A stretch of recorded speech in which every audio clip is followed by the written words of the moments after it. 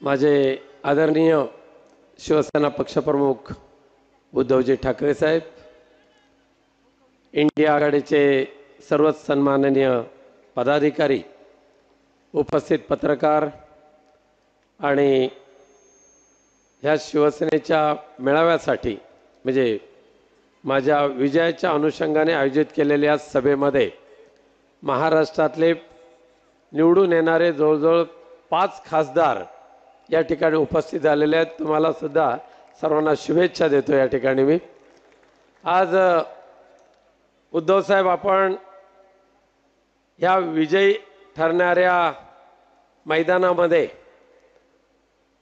आपल्या विनायक राऊतच्या विजयासाठी 3 वेळा, आजची 3री वेळ आहे। पहिल्या वेळेला आलात, 1.5 लाखाचं मताधिक्य आपण देऊन गेलात।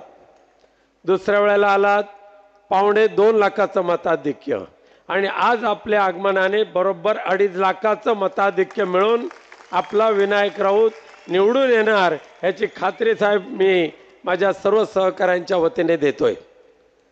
कोकण आणि आपलं नातं मी सांगण्याची आवश्यकता नाही आहे। अर्थात काही पिपाण्या वाचतायत, त्याचा समाचार आपण घेणारच आहात, पण ह्या 3ऱ्या वेळच्या निवडणुकीला मी जात असताना मी अत्यंत समाधानी आहे। आनंदाने आणि अभिमानाने इंडिया आघाडीचा उमेदवार म्हणून ह्या संपूर्ण प्रचारामध्ये आघाडी घेत असताना चिपळूणच्या परशुराम मंदिरापासून ते दोडामार्गच्या मांगेली गावापर्यंतच्या 400 किलोमीटरचा हा प्रवास, जवळजवळ 2000च्या आसपास असलेले गाव, 23,000च्या आसपास असलेल्या वाड्या, एवढा कोकण प्रांत केवळ आणि केवळ आपल्या मार्गदर्शनाने इंडिया आघाडीच्या पदाधिकाऱ्यांच्या सहकार्याने पादाक्रांत करत असताना जिथे जातो तिथे बाळासाहेबांचं हे भगवं रक्त मला पाहायला मिळतं। जिथे जातो तिथले आपल्या मार्गदर्शनाखाली एक जबरदस्त ताकदीने उभा राहिलेला कोकण मला पाहायला मिळतोय।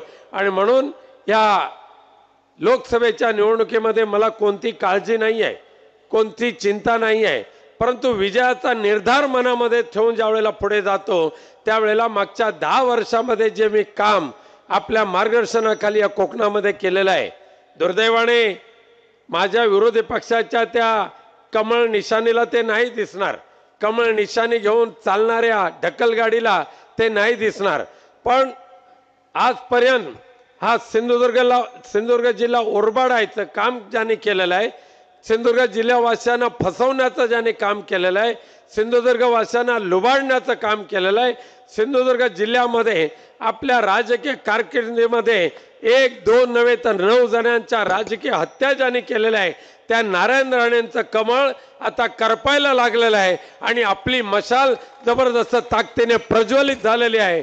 आणि म्हणून विनायक राऊतने या 10 वर्षात काय केलं असा प्रश्न जे विचारतायत त्यांना मला सांगायला आवश्यकता नाही आहे, पण मला अभिमानाने मी सांगू इच्छितो की आजपर्यंत ह्या सत्तेचा फायदा नारायण राणे तुम्ही तुमच्यासाठी करून घेतलात, तुमच्या परिवारासाठी करून घेतलात, पण ज्या वेळेला ह्या महाराष्ट्राचं मुख्यमंत्री पद आपले पक्षप्रमुख उद्धवजी ठाकरे यांच्याकडे आलं, ज्या वेळेला आरोग्य मंत्री डॉक्टर राजेश टोपे आले, त्यावेळेला या सिंधुदुर्ग वासियांना माननीय उद्धव साहेबांच्या वतीने शासकीय वैद्यकीय महाविद्यालय मिळालं, आणि केवळ मिळालंच नव्हे तर 966 कोटी रुपयाच्या तरतुदी सहित सिंधुदुर्ग शासकीय वैद्यकीय महाविद्यालय चालू झालेलं आहे, 3री बॅच आहे।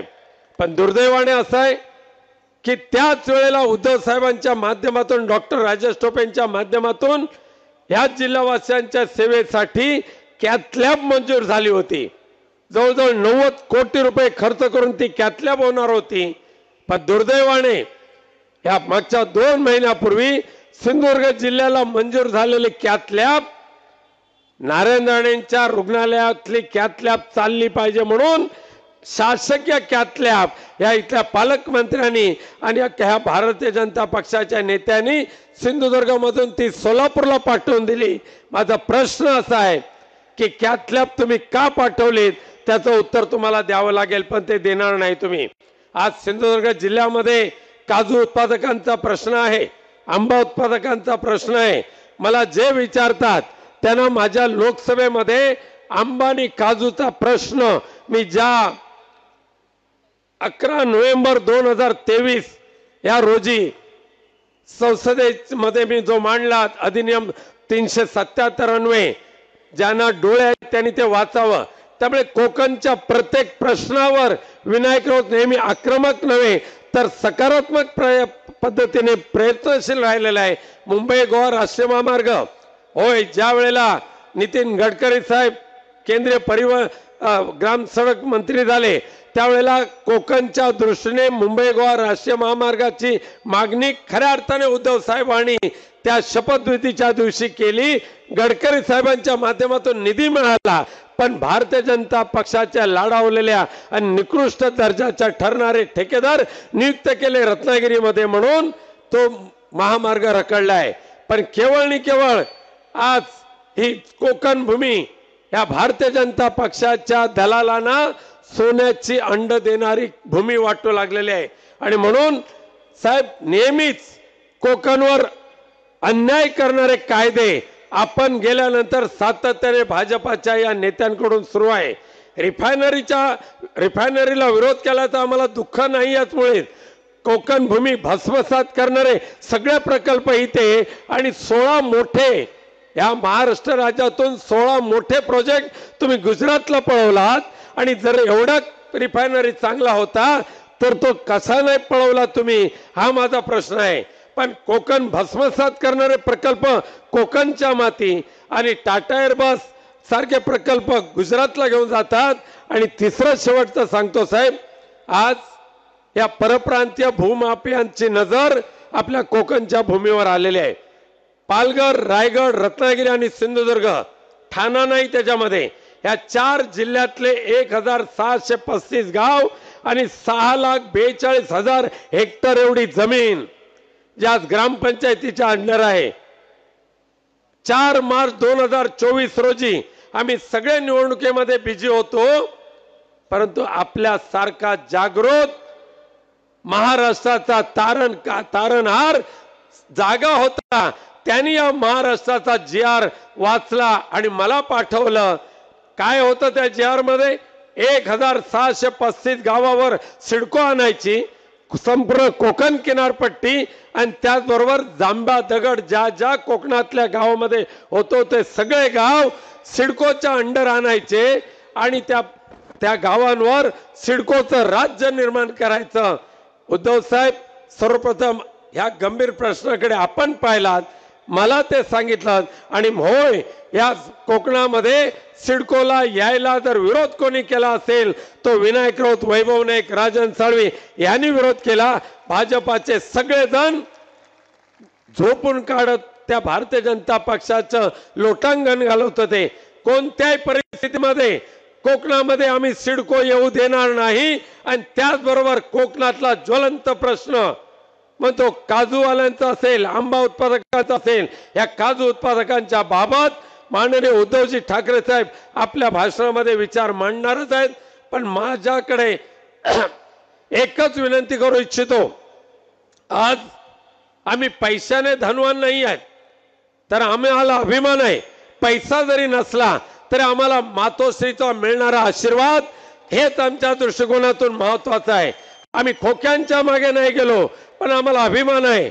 आमचे आजचे पक्षप्रमुख उद्धवजी ठाकरेंच्या बरोबर प्रामाणिकपणे काम करण्याचं भाग्य आम्हाला मिळालंय, याच्यामध्ये आम्हाला अभिमान आहे। आणि म्हणून आज या लोकसभेच्या निवडणुकीमध्ये दुर्दैवाने आपलं धनुष्यबाण पुसण्याचं काम जरी त्या गद्दार गटाने केलं तरी सुद्धा आमच्या कोकणवासियांच्या मनामध्ये, हृदयामध्ये, विचारामध्ये, नसानसामध्ये आमच्या जगदंबेने दिलेली मशाल ही पूर्णपणे भरलेली आहे। आणि म्हणून ह्या निवडणुकीमध्ये उद्धव साहेब आपल्या मशालीचा प्रचंड मताधिक्याने विजय होईलच, यामध्ये कोणतीही शंका नाही। परंतु तो विजय खऱ्या अर्थाने आपला असेल, बाळासाहेबांचा असेल। आणि म्हणून आपल्या माध्यमातून मी माझ्या मतदारसंघातील मतदारांना विनंती केलेली आहे, 3ऱ्या क्रमांकावर माझं नाव आहे।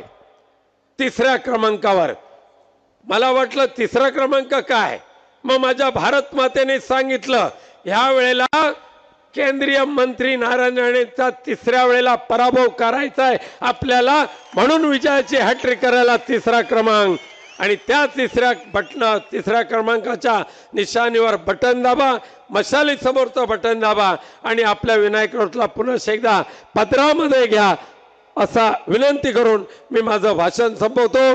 धन्यवाद. जय जय महाराष्ट्र. आणि माननीय उद्धव साहेबांना विनंती करणार आहे त्यांनी आपले मार्गदर्शन करावे. हे घ्या.